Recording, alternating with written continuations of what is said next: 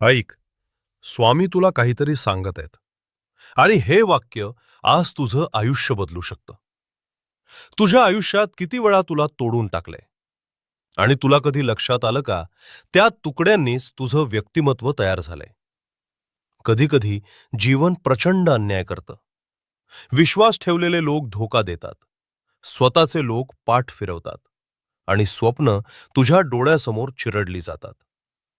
तेव्हा एकच प्रश्न, मीच का?